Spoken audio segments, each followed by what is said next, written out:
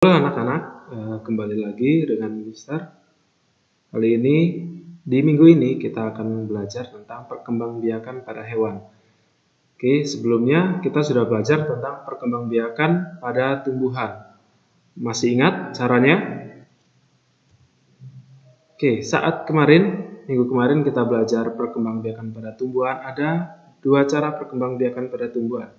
Secara generatif dan secara vegetatif. Masih ingat ya, kalau generatif itu dia terjadi peleburan antara sel kelamin jantan dan betina. Kalau yang vegetatif artinya dia tidak ada peleburan sel kelamin jantan dan betina.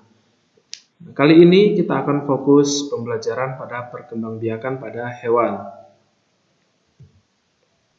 Sekarang sebelum kita mulai masuk ke materinya, Mister ingin kalian pelajari dulu di gambar yang Mister sediakan di sini. Mister sediakan waktu sebentar. Kalian cari perbedaannya dari dua gambar yang Mister tampilkan di sini. Oke, silakan cari perbedaannya dan jawab apa perbedaannya.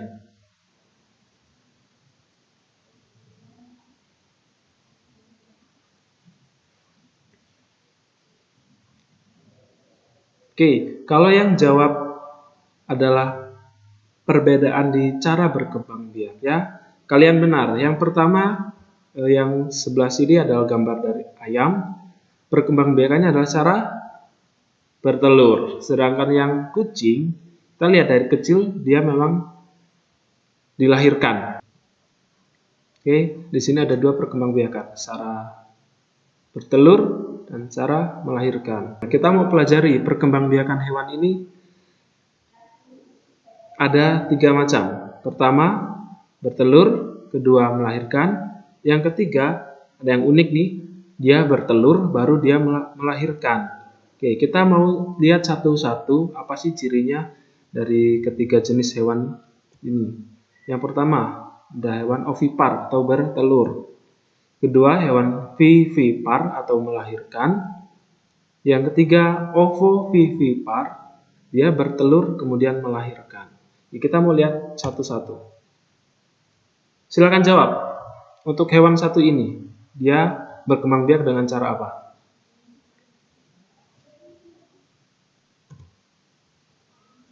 Ovipar atau bertelur. Apa sih ciri-cirinya dari hewan ovipar? Yang pertama, dia berkembang biak secara bertelur. Kedua, embrio atau yang disebut dengan calon individu baru atau anaknya, tumbuhnya ada di dalam telur. Nah, untuk hewan-hewan seperti ini, biasanya adalah unggas, hewan-hewan unggas, reptil, ikan. Itu adalah contoh beberapa jenis hewan yang berkembang biak dengan cara ovipar atau bertelur. Kalau ini, sapi, cara berkembang biaknya adalah vivipar atau melahirkan. Apa sih ciri-cirinya hewan vivipar? Dia berkembang biak secara melahirkan. Atau dengan kata lain, embrio atau calon individu baru atau anaknya itu tumbuhnya ada di dalam tubuh hewan tersebut atau ada di dalam rahimnya. Balikannya dari yang ovipar, dia berkembang biak di dalam telur. Kalau ini berkembangnya ada di dalam tubuh induknya atau di dalam rahim.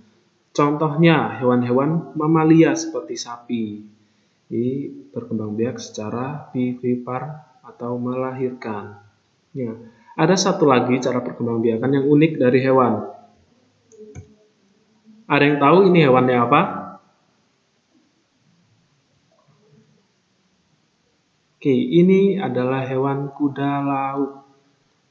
Oke, bisa dilihat ini adalah induknya dan ini adalah anak-anaknya.